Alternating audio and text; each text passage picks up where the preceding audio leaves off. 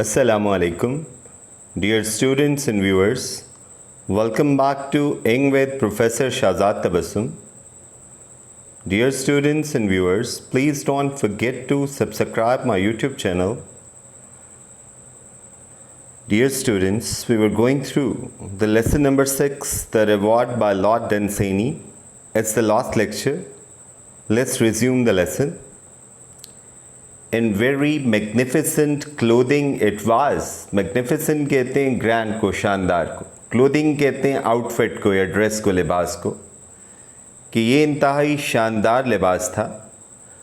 A tight fitting suit of red velvet. Velvet a kind of fabric, कपड़े का नाम है, उसे मखमल कहा जाता. All gay with gold buttons, gay decorated and shining with lines of gold lace that wound and twisted. Wound and twist कहते हैं to zigzag, लहरियादार about it. कि बहुत ही शानदार वर्दी थी, सुर्ख मखमल का चुस्त लिबास, इस पर सुनहरे बटन लगे हुए थे और लहरियादार सुनहरी झालर. The great throne room had been turned into a kind of gymnasium. Throne room कहते हैं कोर्ट को, दरबार को. जिम्नेजियम कहते हैं रूम फॉर टेकिंग एक्सरसाइज, के जहाँ पे वर्जिश की जाती है. शॉर्ट फॉर्म में उसे जिम भी कहा जाता. With the members of the royal house seated along a raise platform. Raise कहते हैं एलिवेटेड को, बुलंद, और प्लेटफॉर्म कहते हैं टेरेस को, चबूतरे को या स्टेज कह लें, at one end. And the principal officers, principal कहते हैं लीडिंग को, standing beside and behind them. Beside by the side of, करीब, और बिहाइंड कहते हैं पीछे को.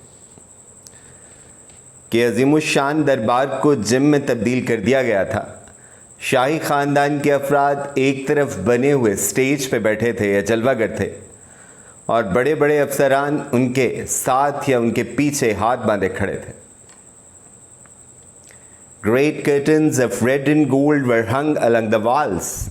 Curtains कहते हैं blinds को, पर्दे, कि दीवारों पे जो है सुर्ख और सुनहरी पर्दे लगाए गए थे. And the high swings of acrobats hung down with gilded ropes. Gilded कहते हैं golden को, from the ceiling. और करतब बाजू के झूले सुनहरे रस्सों की मदद से छत से लटकाए गए थे. And a row of neat hurdles. row कहते हैं क्यू को, कतार को, was arranged on the polished floor. और रोगनशुदा फर्श पे रुकावटों की कतार इंतहाई नफासत से तरतीब दी गई थी. Like the ones over which Gogus had won his race when at school. कि रुकावटें उन्हीं रुकावटों की मानित थीं जिन पे गोगस ने स्कूल के ज़माने में इंतहाई आसानी से फतह हासिल की थी. Now let's go to the next slide. Lights glittered. Glitter कहते हैं to sparkle, चमकना, कि रोशनियाँ चमकने लगी. A band in pale green and gold. Band कहते हैं a group of musicians कह लें, साजिंदे. Played softly, कि सब्ज और सुनहरी कपड़ों में मलबूस साजिंदों ने खूबसूरत या मुधर सुर जो हैं छेड़ दिए. And it was indeed a splendid scene. Splendid कहते हैं ग्रैंड को, शानदार को, और ये इंतहाई शानदार नज़ारा था. I'll not describe it to you because everything there, the uniforms and the ladies' brilliant dresses, brilliant से मराद ज़र्क बर्क कह लें, glamorous कह लें, was utterly put in the shade. Utterly, completely. To put in the shade idiomatic expression है. इसका मतलब है टू बिकम लेस इम्पोर्टेंट या टू बिकम सेकेंडरी, कि पस मंज़र में चले जाना या अहमियत का कम हो जाना. By the moment when the doors open with a flood of golden light and the old man in his brilliant uniform appeared between them. Appear कहते हैं टू इमर्ज, नमूदार होना, जलवागर होना. For the crowning of his life's work. Crowning कहते हैं supreme moment को, coronation कह लें, या यहाँ पर रिवार्ड कह लें, सिला कह लें. अब हम इसकी बामुहावरा ट्रांसलेशन करते हैं. जॉर्किंस ने कहा कि मैं इस मंज़र को बयान नहीं करूँगा क्योंकि ये वर्दियाँ और औरतों के ज़र्क बर्क मलबूसात उस वक्त पस मंज़र में चले गए जब सुनहरी रोशनी के सैलाब में दरवाजे खुले और बूढ़ा अपनी शानदार वर्दी में ज़िंदगी भर के काम का सिला पाने के लिए उनके दरमियान जलवागर हुआ। His white grey hair, कि उसके सफ़ेद बाल, and the red uniform of the court acrobat showed each other off to perfection to complement each other। कि उसके सफ़ेद बाल दरबारी करतबबाज की सुर्ख वर्दी में नहायत जच रहे थे या भले मालूम हो रहे थे। एंड इस थिन फिगर, थिन कहते हैं दुबला पतला, फिगर कहते हैं बॉडी को, जिस्म को। वॉन विद एज जो उम्र रसीदा हो चुका था, वॉन कहते हैं इस्तेमाल से पुराना हो जाना। Was made all the more melancholy कहते हैं सैड को, उदास को। By the tight fitting uniform, कि उसका दुबला पतला उम्र रसीदा जिस्म इस चुस्त लिबास में और भी उदास दिखाई दे रहा था। As though tired by his long patience and the work of a lifetime, ऐसे लगता था कि वो ज़िंदगी भर सब्र करने और मेहनत करने की वजह से थक चुका था। He walked slowly in his pointed shoes, कि वो अपने नोकदार जूतों में आहिस्ता आहिस्ता चलता हुआ आया। and leaned on a gilded stick, lean on कहते हैं to bend over, झुकना, और गिल्डेड कहते हैं गोल्डन को, और एक सुनहरी छड़ी पे आके झुक गया। Now let's go to the next slide.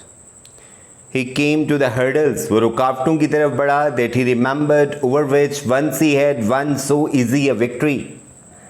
Victory कहते हैं फतह को, कि उसे याद आया कि एक दफ़ा उसने नहायत आसानी से इन पे फतह हासिल की थी। क्योंकि अब पढ़ चुके हैं कि वो नौजवानी में इंतहाई अच्छा एथलीट था और स्कूल में होने वाले तमाम मुकाबले उसी ने जीते थे।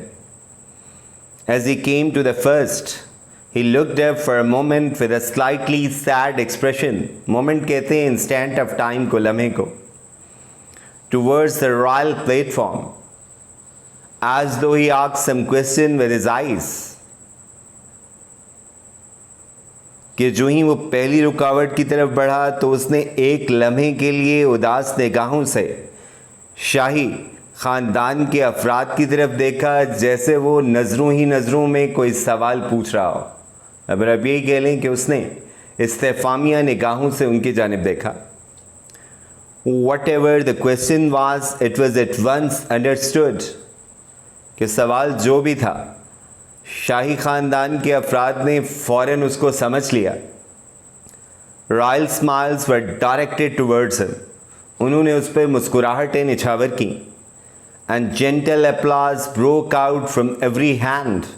अप्लाज कहते हैं अप्रिसिएशन को, यहाँ पे मुराद है टू क्लैप, तालियाँ बजाना, दाद देना, कि हर शख्स जो है वो तालियाँ बजाने लगा। Which he understood at once immediately, कि वो भी फ़ौरन इन तालियों का मतलब समझ गया।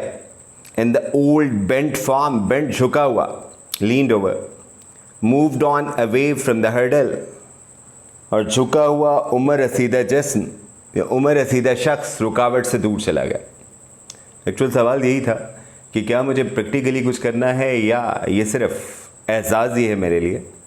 तो उन्हें भी अंदाज़ा हो गया कि ज़ाहिर है 70 साल की उम्र में प्रैक्टिकल तो कुछ नहीं कर सकता था, ट्रिक्स तो नहीं दिखा सकता था, बस ये उसकी खिदमत का सिला था कि उसे दरबारी करतबबाज के ओहदे पे फाइज कर दिया गया था। इसलिए लोगों ने तालियां बजाना शुरू कर दी। वो भी इन तालियों का मतलब समझ गया और वो जो है रुकावटों से दूर चला गया। Now let's go to the next slide. Once he raised a hand to touch the lowest of the swings that were hung from the ceiling, कि एक दफ़ा उसने छत से लटके हुए सबसे कम बुलंद झूले को छूने की कोशिश की। But again the applause broke out, break out कहते हैं छिड़ जाना, टू स्टार्ट, शुरू हो जाना, कि फिर तालियां बजने लगीं। assuring him that no actual activity was expected of him। Actual activity वही प्रैक्टिकल काम, कि उसे इस बात का यकीन दिलाने के लिए कि उससे किसी अमली सरगर्मी की तवक्को नहीं की जा रही थी, कि उसे अमली तौर पे कुछ करके नहीं दिखाना था, उसे अमली मुजाहरा नहीं करना था।